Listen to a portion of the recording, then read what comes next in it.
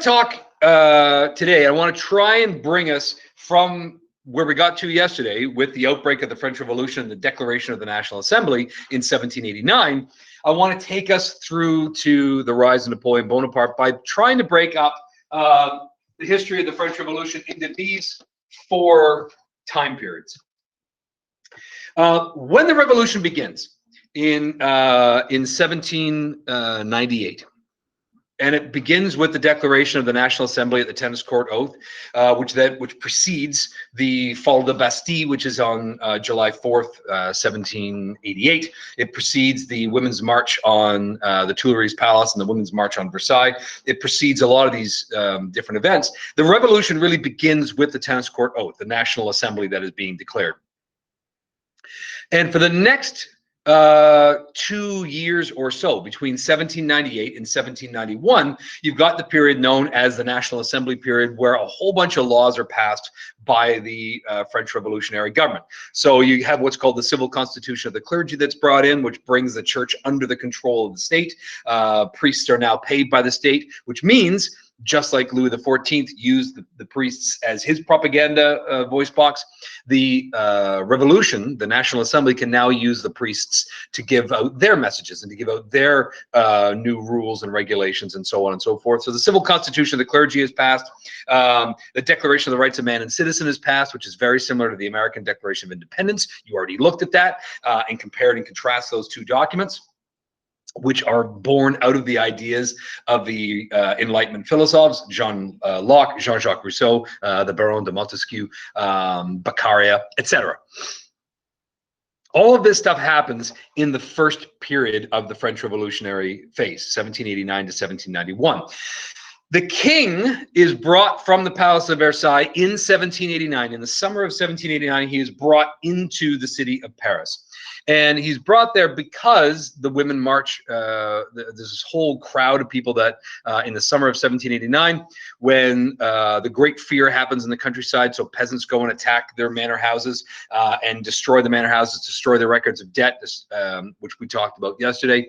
When all that is going on, people inside Paris are starving because there's not enough food. There's a very, very bad harvest in 1787, a very bad harvest in 1788, and a horrible harvest in 1789. So the price of bread, as we said yesterday, has gone up. People are spending 80% or 90% of their income on bread. People can't afford basic food. And so there is this march of thousands of women and children from the town of Paris, 20 miles out, 20 kilometers out, to the Palace of Versailles, where when they're outside the palace gates, they're there and they're clamoring for food. They're clamoring for the king to do something about it. This is where we get that infamous moment in history that didn't really happen, where Marie Antoinette says, "Let them eat cake." And what happens, the actual facts of the matter are that Marie Antoinette is in the palace. She hears all this noise and hullabaloo outside and asks one of her servants to go find out what the problem is. So one of her servants goes out to this big mob of people outside the fence and says to them, "What do you want?" And they say, "Well, we're hungry. We want food. We want the king to provide us with some food." So the servant goes back, tells Marie Antoinette, "Well, the people out there are starving. They need something." And what Marie Antoinette actually says, and pardon my horrific French accent, what she says to her servant is something along the lines of, "Qu'ils mangent le brioche." So like, why don't they eat, if they're hungry, why don't they eat some brioche? And the servant goes back to the people, the thousands of people that are outside, and says that the queen has said that if you are hungry, then you may have brioche, which freaks the people out. And here's why. Brioche is like it's not just a regular bread, it's like a fancy sweet bread. So imagine if anybody's here has ever had like a hot cross bun, something like that. It's like that. So it's got fruits and like dried fruit and nuts and dates and that sort of stuff in it. It's got like a glaze on top. It's made out of white refined flour. It's a very it's like a dessert. Okay. Yeah, let them eat brioche. The peasants don't ever eat brioche. Many, because it's very expensive. It's white refined bread. They don't eat white bread. They eat brown bread. They like, you know, in the grocery stores you can get 12 grain bread. The peasants are eating 173 grain bread. Like it is whole wheat bread. It's one step away from just eating a whole handful of rye, or a whole handful of wheat. They don't eat brioche. When they do, it's often villages at this point in time in the 1780s, villages would get together, they would pool their money, and they would buy a single brioche. And they would carve it all up, and everybody would get a small little taste of this. Everybody in the village would get a small taste. And that's to celebrate everybody's birthdays and everybody's anniversaries and everybody's whatever. And the whole town has to pool their money for this. Marie Antoinette was not saying this sarcastically, because the palace is full of food, and the palace is full of all kinds of rich, sumptuous meals like brioche. And so Marie Antoinette literally was saying to her servant, well, if the people are hungry, they're welcome to have some food. But when the servant goes back to the mob and says, well, the queen says, if you're hungry, then you're welcome, then why don't you have some brioche? It's like someone who is starving and can't afford even like a moldy ham sandwich. And you say, well, if you're hungry, why don't you go get a T-bone steak and some lobster? Yeah, because they can't afford that. They don't have the money for it. So the mob interprets Marie Antoinette's legitimate offer of food as an insult, and they go nuts. The whole mama bear comes out in this whole big crowd. They break through the gates, they storm the palace, and they actually attack Marie Antoinette. They try and get her. And if they could have gotten her, they would have killed her. They just hate Marie Antoinette so much. They chase her through the palace. She ends up with her kids hiding in the bedroom of Louis XVI, who barricades the door. And the mob still has respect for Louis. They hate the queen, but they have respect for Louis. So they don't break down the door of the king's bedroom. What they do then at that point is they then ransack the palace. They go through, they find all kinds of food. They just gorge all kinds of food. They get to the queen's bedroom. They rip her bed and her bedding and everything all to shreds. Again, if they could have gotten their hands on her, they would have killed her. And then they just kind of hang out there and they drink wine and they lounge in the palace. And word reaches the National Assembly at this point that a mob has stormed the Palace of Versailles. An important note to go back to, okay? So remember we had the three estates. So we had the first estate, second estate, third estate. The National Assembly is created by the third estate representatives who are evicted by Louis XVI from the meeting hall, where they then go across the street to the tennis court, make the tennis court oath. But it's important for us to note that in the nobility, there are upper nobles and there are lower nobles. There are really, really wealthy nobles, and there are nobles that don't have a whole lot of money left to their name. In the clergy, there are really, really wealthy clergy like cardinals and bishops, and there are really, really poor clergy. People that, like Martin Luther, going back to the start of our course, Martin Luther doesn't live in a palace. Martin Luther doesn't make, $1 million salary. Martin Luther is living in Württemberg in a serving the people. He wears brown homespun robes and lives on a basic salary. So at the bottom of the nobility food chain, there are a bunch of nobles that, even though they have a title, have far more in common with the bourgeoisie than they do with their own noble class. And there are a lot of clergymen that have far more in common with the bourgeoisie than they do with the cardinals and with the bishops. So after the National Assembly is formed, you actually have a number of people from the lower levels of the first estate and the lower levels of the second estate that break off and go and join the National Assembly, like Abbe Sieyès, the guy who wrote What is the Third Estate? Abbe is a religious term. He's a priest. So he's part of the first estate, but he relates to, and he sees himself much more as a part of the third estate than he is a part of the first or second estate. So anyway, a bunch of people leave the first and second estate and they go and join the National Assembly. So you've got clergymen that are there, like Abbe Sieyès. You've got noblemen that are there, like the Marquis de Lafayette. The Marquis de Lafayette is a very, very famous French noble at this point in time. He was the one that was sent from France by Louis XVI to be the military adjutant or the advisor to George Washington. So all the French ground troops that fight in the American Revolution fight under the control and under the command of the Marquis de Lafayette, who spent 7 years in America fighting the British for the Americans to have their independence. So he's very much a guy of the Enlightenment, very much of a modern third estate bourgeois type noble. Anyway, when the word reaches the National Assembly that this mob has stormed the Palace of Versailles, they dispatch the Marquis de Lafayette with troops to go and get the mob out. So the Marquis arrives there and everyone's like, yay, the Marquis is here. He's going to solve the problem. And he just blasts this crowd of people and says, get out. Get out of the palace. You're not supposed to be here. You know better than that. Get out. And they're all like, yeah, but the Queen. He's like, get out. Once you're out, then we'll talk. So everybody gets out of the palace. He's like, take those robes off. Those aren't your robes. Put the crown back. Whole mob goes outside. Marquis de Lafayette then, once he's secured the palace, goes to Louis XVI in his bedroom and says to Louis, listen, Louis, you have got to come back to Paris.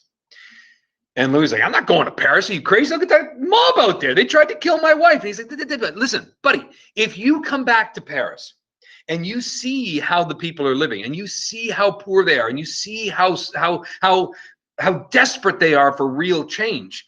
If you come back and you live in Paris, in the Tuileries Palace, which is still in downtown Paris, which is now an art gallery, by the way. Travel tip number 9, go to the Tuileries Palace. When you're in Paris, it's at the very end of the Champs-Élysées. At the one end of the Champs-Élysées is the Arc de Triomphe, the Napoleonic arch. At the other end is what was called the Place de la Révolution, which is, there's a bunch of fountains and stuff there. That's where the guillotine was in 1793 to 1794. The Place de la Révolution is now called the Place de la Concorde, and the Place de la Concorde is where the Tour de France ends. So if you ever have watched the Tour de France, at the very end of it, they come in and they do this big loop around a huge area. That's at the other end of the Champs-Élysées.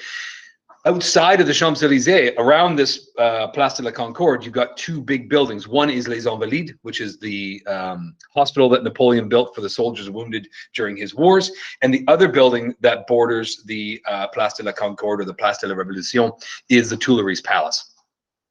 The gardens of the Tuileries Palace are called the Orangerie, and in the Orangerie is a place called the Musée de l'Orangerie, which is where Monet's water lilies are. So if you're all aware of Monet's water lilies, these paintings he did of water lilies. Monet, one of the great impressionistic artists of the late 19th century, his actual original paintings are in the Musée de l'Orangerie, and they're in the basement in this subterranean room, which they built, which is really kind of cool because the water lilies are huge. They're massive paintings. They're like 18 feet long by 8 feet high.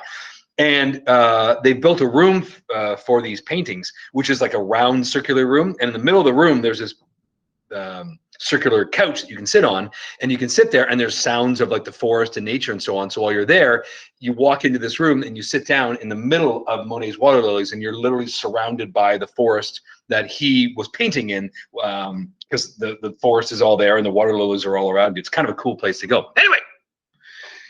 Anyway, got a couple travel tips in. The Marquis de Lafayette says to Louis, you got to come back. Come live in the Tuileries Palace. Come live in downtown Paris and show the people that you care. You actually want to see some change being made. And so Louis agrees. He and his family all go back, and they are escorted back into Paris by the Marquis de Lafayette. And the crowd cheers. The crowd cheers when they see Louis there coming back to Paris. And when the Marquis de Lafayette tells this angry crowd that the king is coming to Paris, he wants to solve these problems. And people are like, yes, the king is going to solve the problems. They actually do have respect for him in general. In 1789, they think he can solve the problems. By the time we get to 1793, things have changed. But in 1789, the people are actually very keen on Louis XVI coming back. So Louis and his family go back into Paris. If you remember, Louis XIV builds the Palace of Versailles all the way back in the 1670s. He built the Palace of Versailles because he was afraid of living in Paris, because the mob who attacked him during the Fronde in 1648 attacked him, left him scarred. He did not want to live in Paris because Paris is too dangerous. That's why he builds the Palace of Versailles, where he can see people coming from miles away. Louis XVI becomes the first French king to move back into Paris, and with one exception, he won't leave Paris again. He flees in 1792. They try and escape to Austria. It's an abortive attempt. It's thwarted. He's brought back, and Louis XVI, 1793, will have his head chopped off to spark the terror. Okay, so 1789 to 1792, you've got this this government, the National Assembly, that is creating all these laws and trying to build a new constitution. Their ultimate goal, if you remember what we said yesterday, is they say that they will not stop meeting until France has a constitution. Well, by 1791, Abbe Sieyès and all these other lawyers have created a constitution, the new civil code of France. And as part of that, they have the very first election in French history in 1792. Now, because nobody chose the representatives of the National Assembly, they were chosen as part of the Third Estate, which is part of the Estates General, which is part of this old, system. But nobody really selected them. There isn't a good cross-representation of people from all around France in this National Assembly. The National Assembly says, we're going to have an election, but nobody who's currently sitting in the National Assembly can run for the new government, which is a great policy on their part.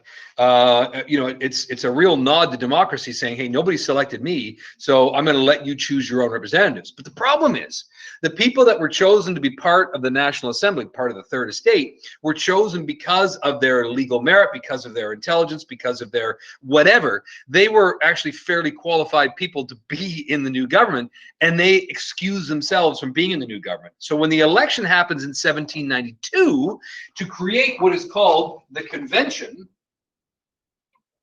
what happens is you've got people that are chosen for the government that are far more radical than the people that were currently sitting in the government prior to that. It's just what happens. If you've got people that are in the middle and all the people in the middle can't be elected, well, then it's going to be people on the extremes of ideas that are going to be elected.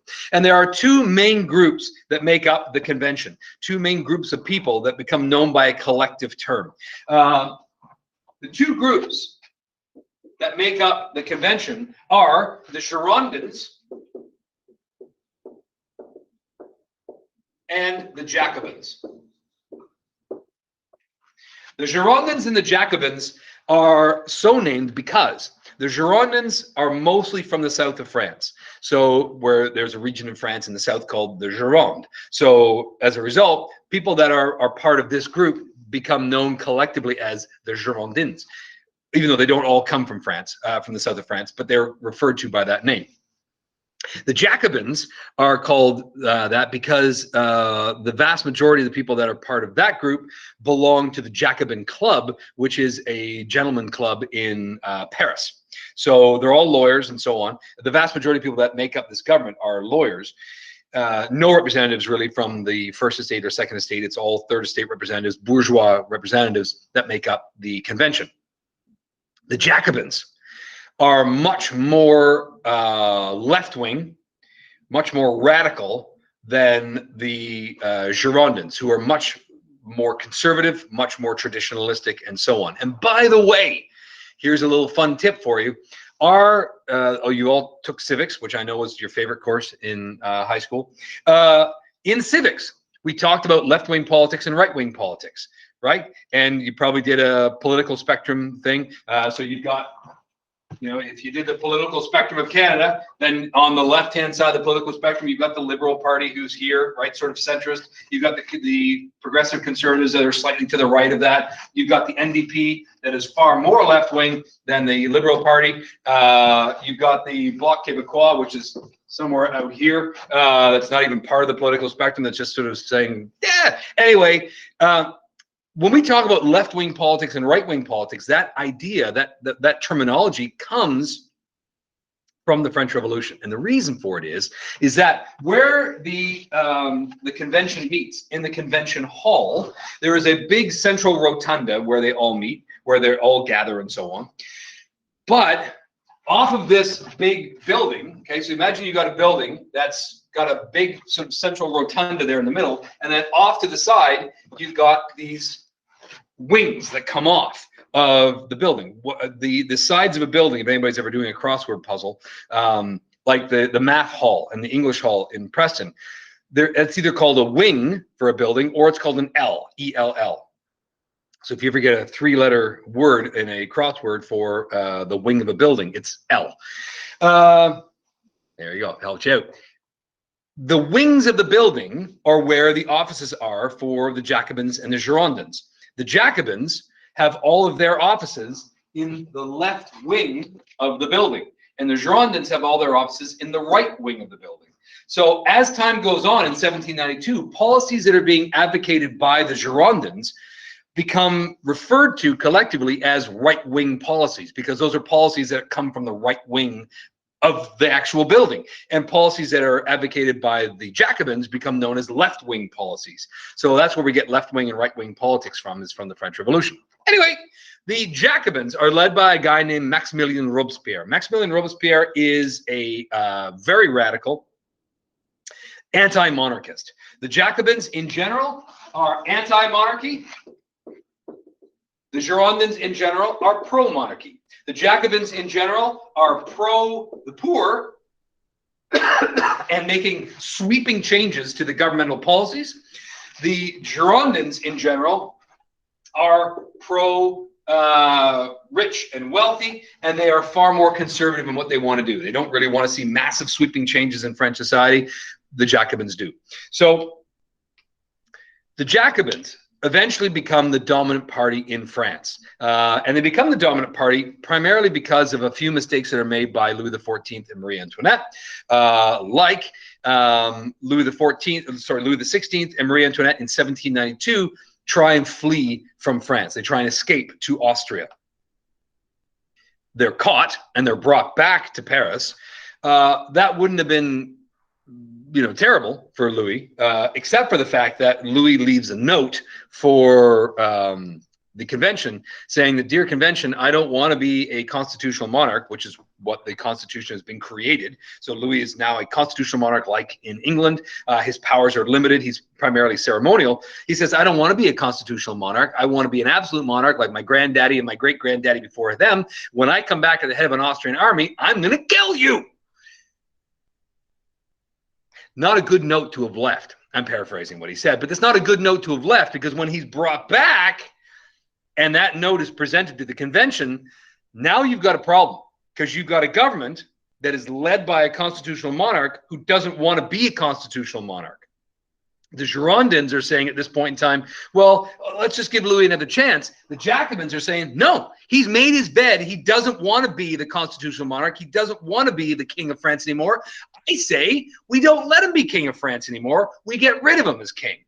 And so things really start to come to a head in 1792. It gets made worse by the fact that when Louis and his wife are captured and brought back to Paris, a thing called the Brunswick Manifesto is released. The other kings of Europe have sort of watched what's been happening in France with a little bit of trepidation, but not a whole lot of sympathy for Louis, because Louis's made his bed. He really has. I mean, he defaulted on loans and he's screwed up and he's done a lot of different things. So a lot of the other nobles, a lot of the other kings and queens of Europe are watching what's happening in France a little nervously, but they're kind of saying, well, that's what happens if you screw things up. This is what happens. When Louis is brought back to Paris, and now in 1792, when he's brought back to Paris, he's not returned to the Tuileries Palace to have free roam to wander around as the king. He's brought back and he is locked in the Tuileries Palace. The Tuileries Palace now becomes a prison for him and for his family. When he is arrested and put under house arrest, all of a sudden the rest of the European monarchs all sit up and go, whoa, whoa, whoa, whoa, whoa. No, we're taking a whole different tact here at this point now. This is not good, because it's one thing to try and curb the power of a king. It's one thing to try and bring a king to heel. It's another thing to put your hands on the king. It's another thing to threaten the very body and person of the king, which is at the root of all of their power. So the Austrian Empire and the Prussians in the Brunswick Manifesto threaten France. And they say, if you do not release Louis XVI and his family immediately, a state of war will exist between Austria and Prussia and France. So now the convention is being threatened with war by two other powerful European countries. Well, it goes back to the convention. The Jacobins and the Girondins are sitting there and they're debating back and forth a bit. What do we do? What do we do? Do we release the king? Do we not release the king? The Jacobins, under Maximilien Robespierre, who control the convention, they have enough representatives and delegates at this point in time to control the convention, say, well, I got a solution to the problem. And the solution is they declare war on Austria and Prussia. Say, that's it. We're going to declare war on them. Knowing, and here is the insidious Machiavellian element of Maximilien Robespierre. He knows he can't win a war against the Austrians and the Prussians. He knows that. The Austrians and Prussians are far more militaristic, far better equipped to fight a major war. And in fact, when the war begins in 1792, it goes badly for the French, very badly for the French.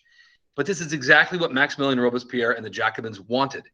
Because if you are going to revolutionize a country, if you are going to rebuild the entire country with an entirely different mindset, you have to burn it to the ground.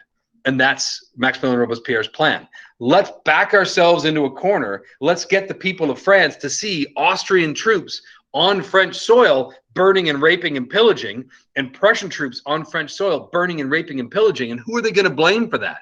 They're going to blame the Austrian whore who's sitting in downtown Paris, whose brother is in charge of the Austrian army. And that's exactly what the people do. Their hatred of Marie Antoinette and their hatred of the Austrians and the Prussians coalesce into this absolutely incandescent ball of rage against the monarchy, which is what the Jacobins want, but also this huge rise in French nationalism.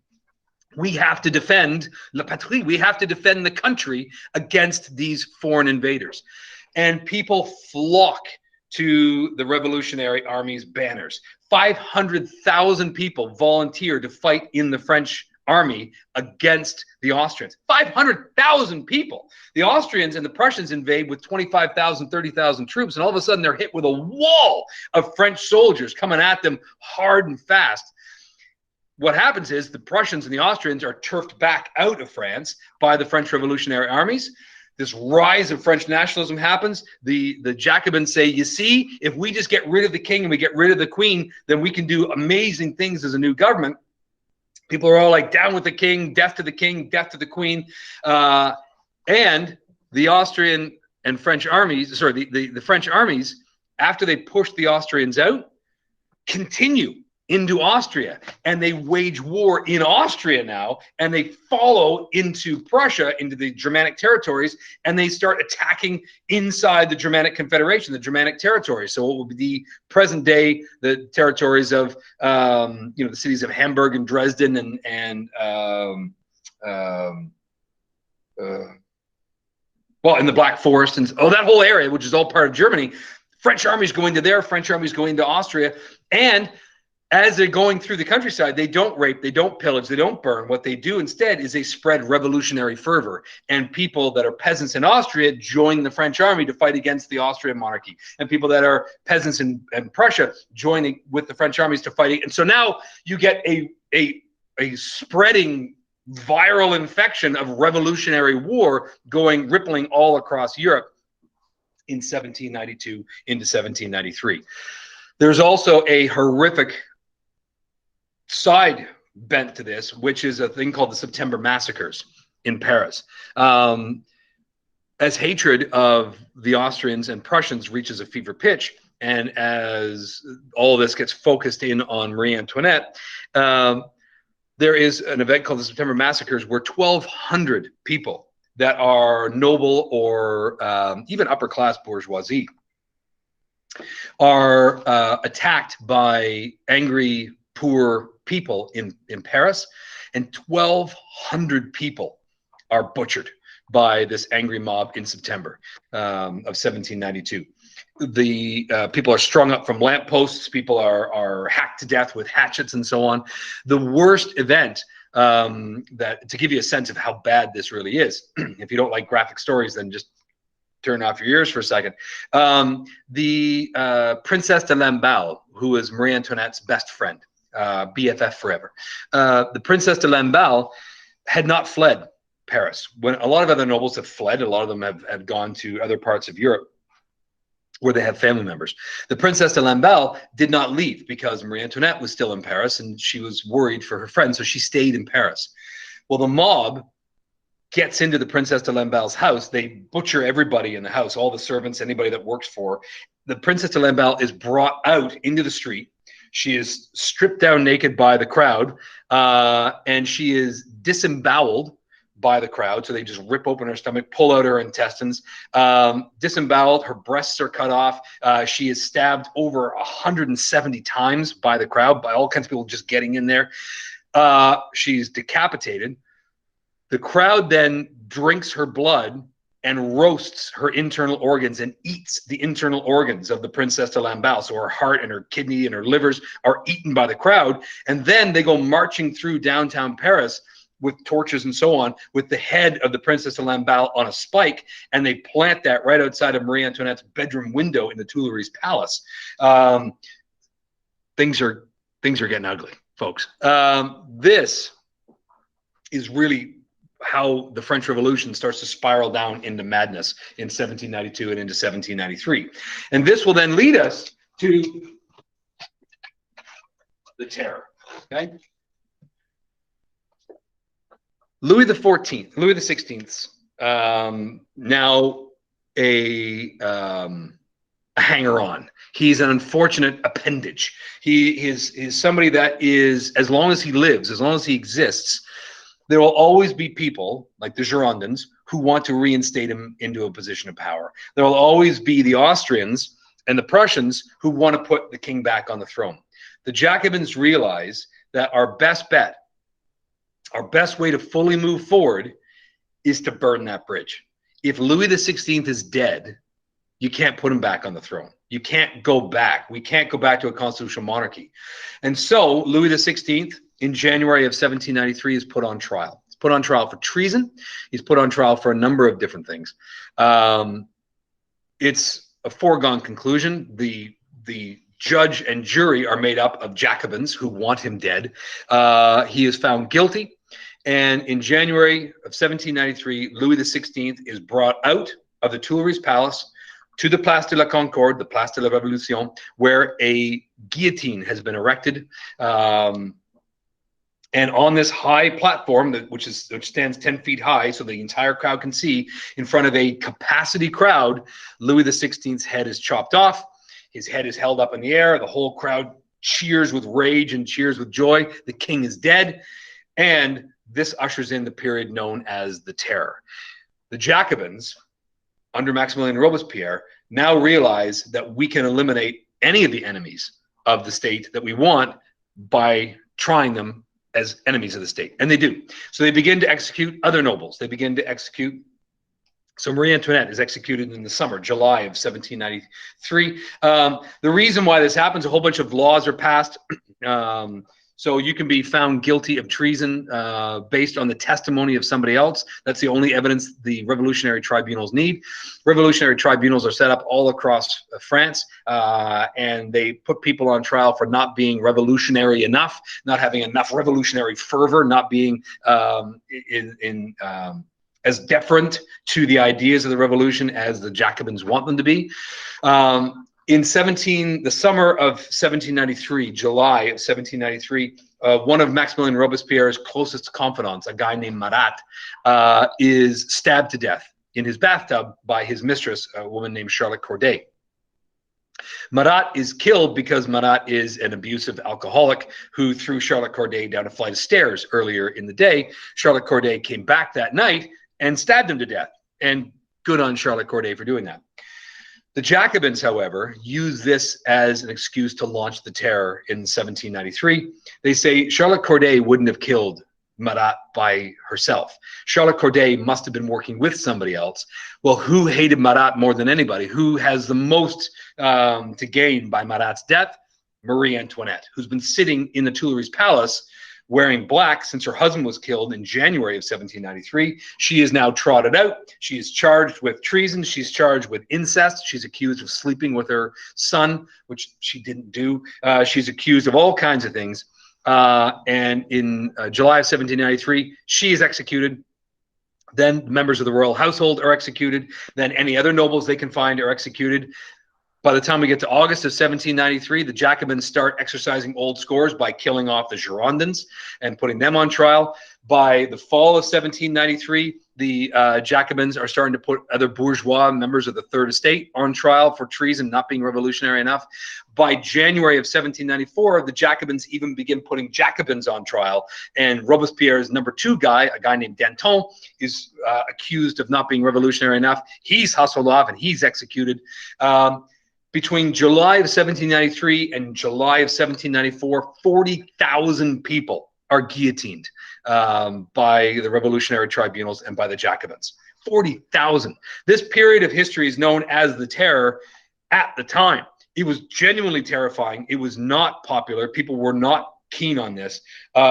People were desperately afraid of how far off the deep end Maximilien Robespierre and the Committee for Public Safety, the group that he leads, that is now running the government in this, barbaric, fratricidal sort of maniacal way. They're genuinely afraid of Maximilien Robespierre. The Terror ends in the summer of 1794 when Robespierre oversteps. He makes a speech to the convention, and people in there are demanding to know why he's murdering so many people, why so many people are arrested. By the way, 40,000 people are guillotined, but there are 300,000 more people in prison awaiting guillotining because they just haven't got enough guillotines to kill all the people. So you can imagine you've got 500,000 people nearly that could be guillotined. Maximilien Robespierre is asked by the convention, why are all these people in prison? You're overstepping your bounds. Where's your proof? Where's your evidence? And Robespierre makes a speech to the convention, and he says, listen, I know who the enemies are. He has a sheaf of papers, right? This pile of papers he lifts up. He says, on this list, these sheafs of papers are the names of people who are not sufficiently revolutionary enough, who have betrayed the revolution, who have betrayed the ideals of the revolution. I know who they are. We know who they are. We're coming for them. And some of those people that are on this list are in this room. You know who you are, and we're coming for you. And he leaves. Bad call.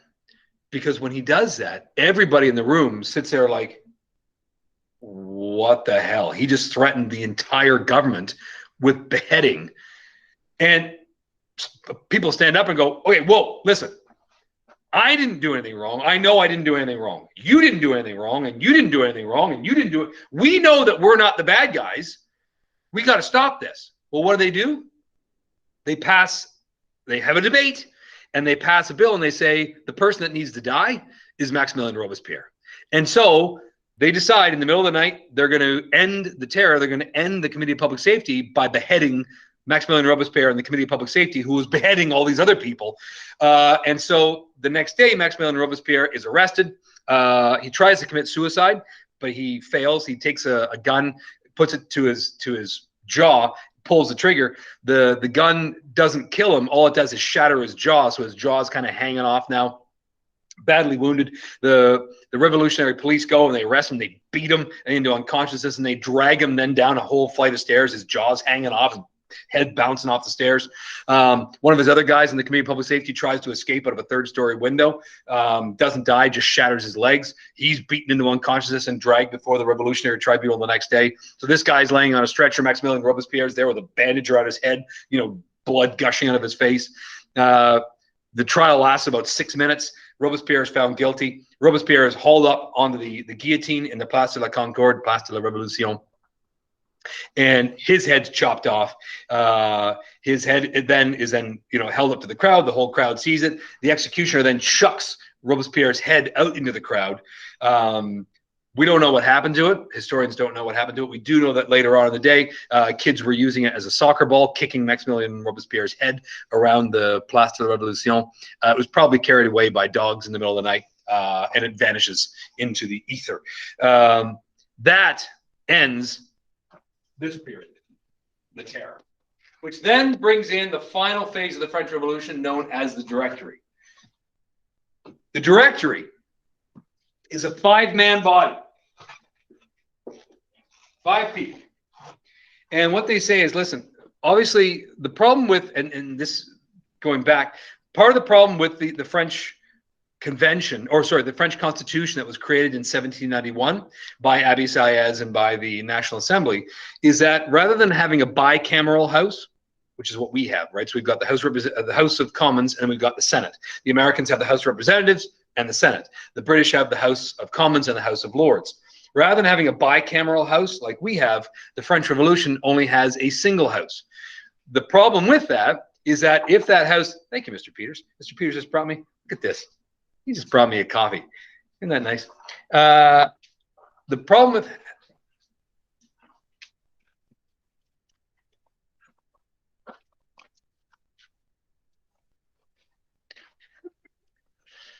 now he's giggling. The problem with having a single house is that if that house gets dominated by a group like the Jacobins, who are powerful, there's no check on their power. They can just do whatever they want, like execute 40,000 people. The Directory is brought in then as an upper house, as an upper chamber, an upper group of people to rein in the lower house of the French revolutionary government.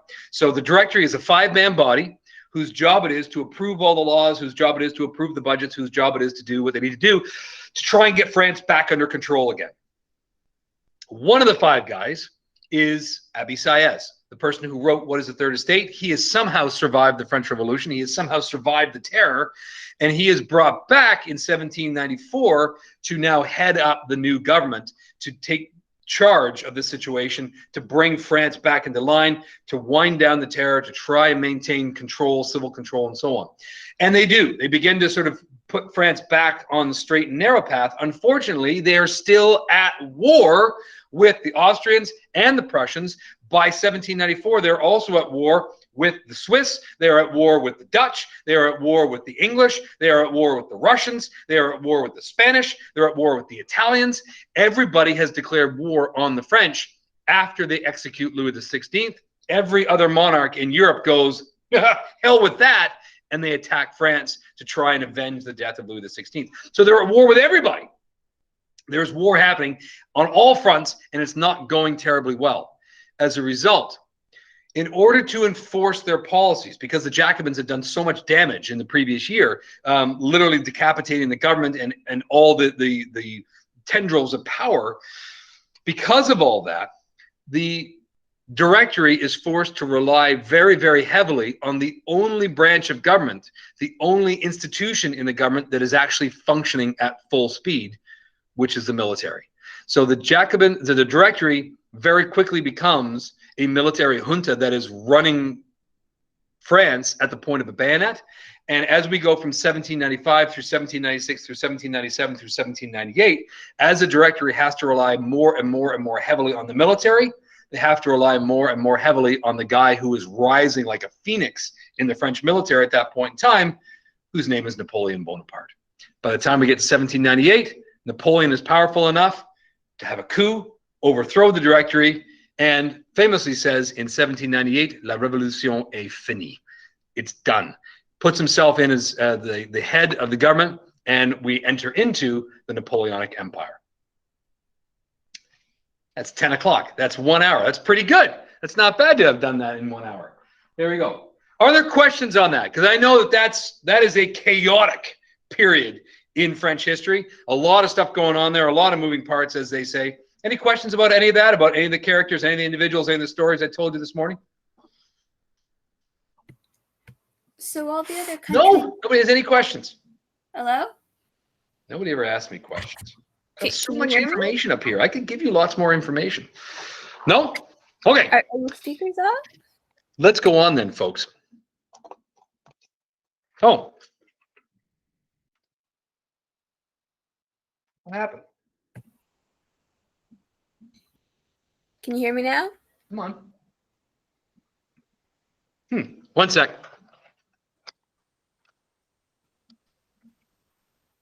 Okay. Was somebody speaking before? Try that again. Hello. Oh, hello. Okay. So all these countries declared war on France. Did like how many of them actually like made an attempt to attack or anything, or did they just like officially declare war? Oh no, the war is raging. The war is absolutely raging in 1793, 1794. So France is literally fighting on all fronts. They're fighting in the north against the Prussians and against the Belgians and the Dutch. They're fighting in the south against the Spanish coming across the Pyrenees. They're fighting in the southeast against the Italians and the Austrians. They're fighting literally on all fronts. The war is from 1792, 1793, all the way through until 1807. All of Europe will be at war against France. So the war is going to rage until Napoleon beats everybody by 1807. Huh. Yeah. So it really was against them to actually succeed with the whole no more king. Well, Napoleon kind of. It's a bold gesture. It's a crazy gesture to attack, to declare war on the Austrians and the Prussians. And the war doesn't go well, by the way. I mean, the French revolutionary armies are stymied and stalled. They have some successes, some failures, some successes, some failures.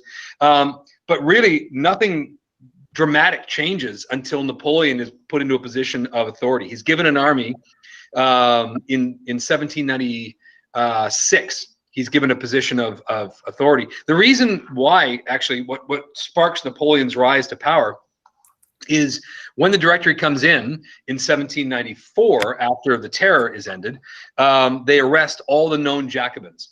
And Napoleon's brother, Jerome, was a Jacobin. So Jerome Bonaparte is put into prison. Napoleon, who is in the army at that point, but he's an artillery officer, is also arrested by the French Revolutionary, by the new Directory government. They put him in prison. He sits in prison for a few months, cooling his heels while they try and figure out what to do with him. He's eventually released in early 1795 by the Directory, but because they don't really trust him yet because of his brother's affiliation with Robespierre, he's put on basically home duty. So he is in Paris. He's not allowed to be out in the field leading an army. He's in charge of a artillery detachment in downtown Paris, which ironically is perfect because an angry mob in 1795 storms the Directory. There's always angry mobs in France, pitchforks and torches and beheadings. They attack the Directory. The Directory then puts out a call for someone in the military to come and defend them, and the person who is on hand is Napoleon Bonaparte. What Napoleon does, I'm going to link a video, you can watch this. What Napoleon does is he lines up a series of soldiers and warns the peasants, warns all this angry mob to disperse. When they don't disperse, Napoleon fires into the crowd, kills a whole bunch of them, but then his army soldiers move to the side, and behind them are cannons loaded with what's called grape shot.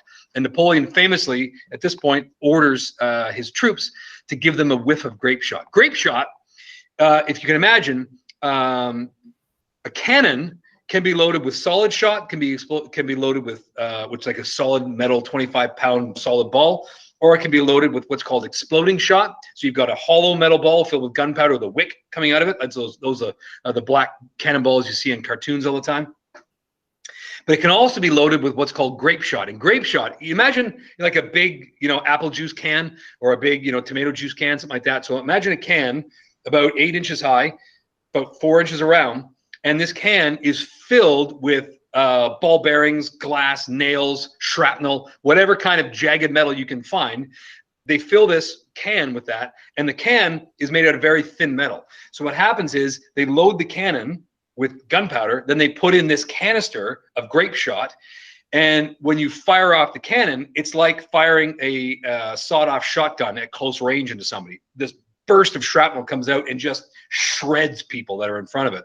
And that's what Napoleon does. So his troops fire on the crowd attacks, Napoleon orders a whiff of grape shot, cannons unload at point blank range into this crowd.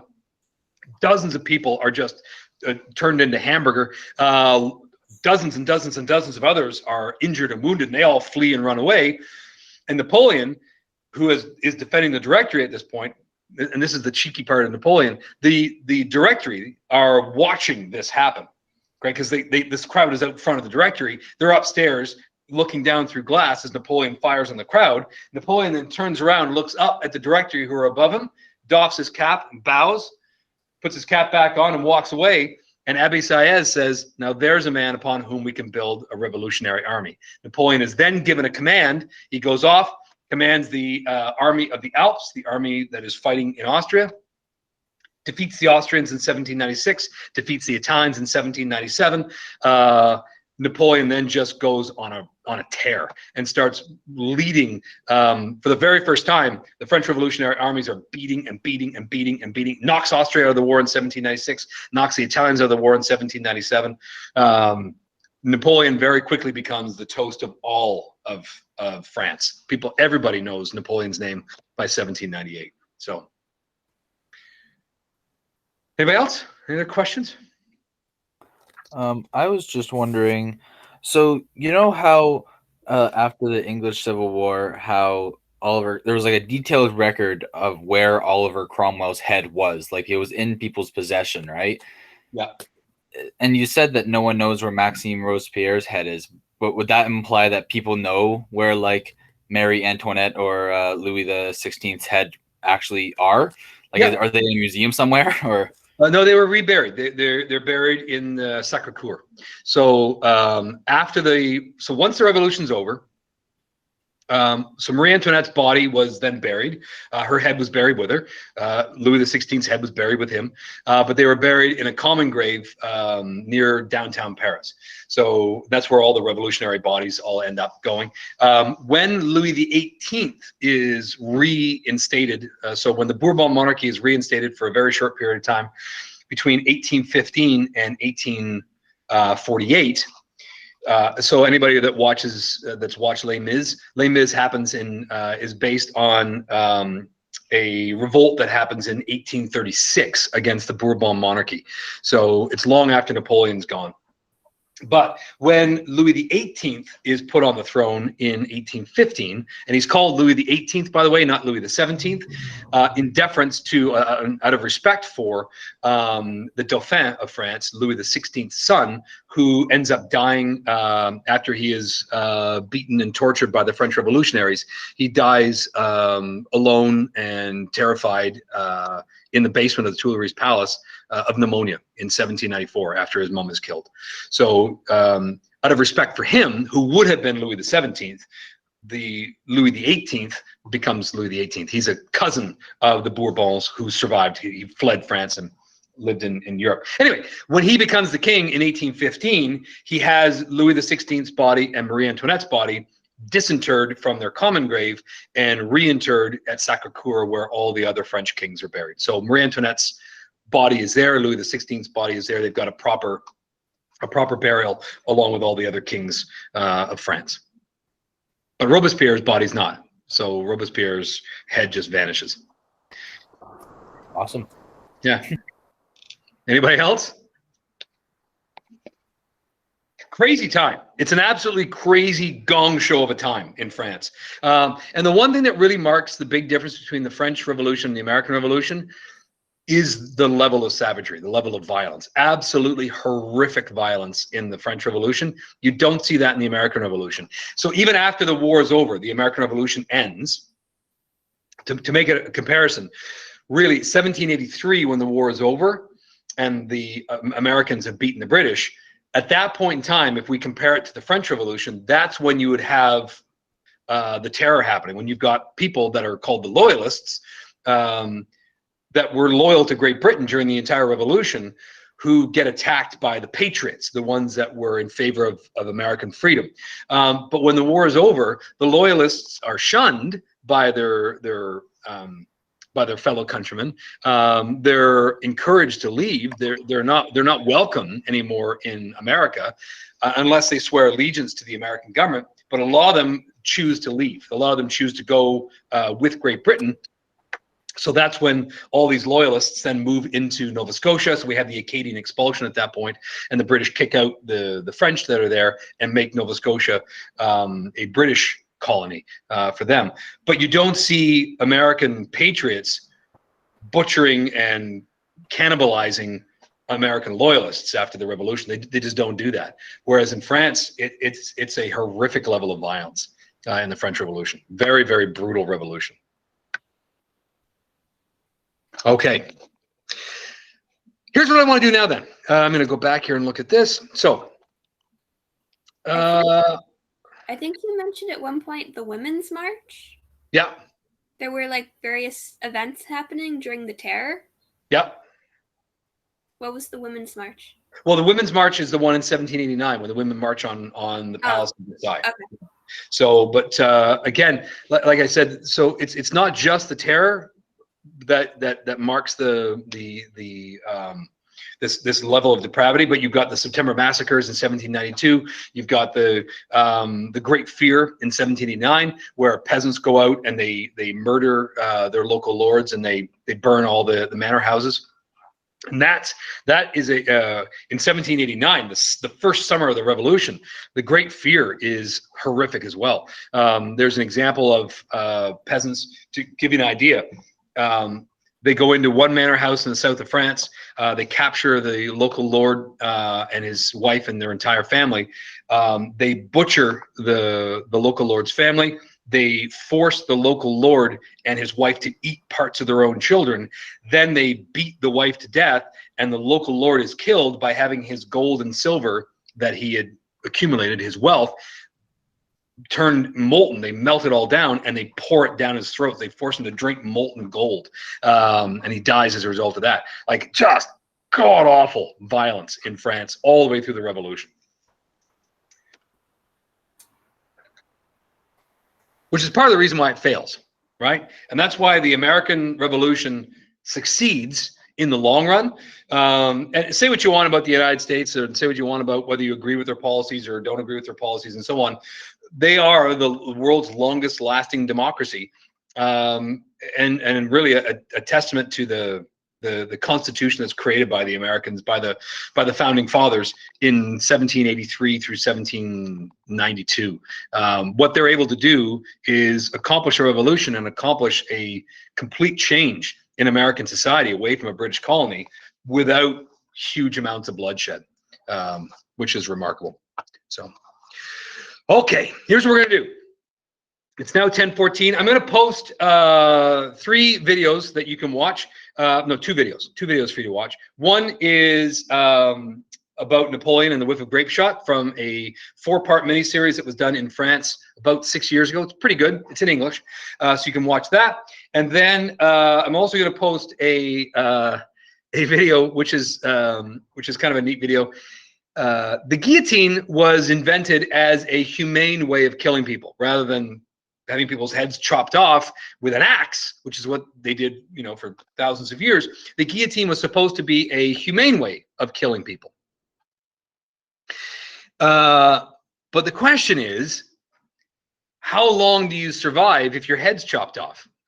Is it really all that humane if you are still alive when your head is decapitated from your body? So I'm going to there's a video.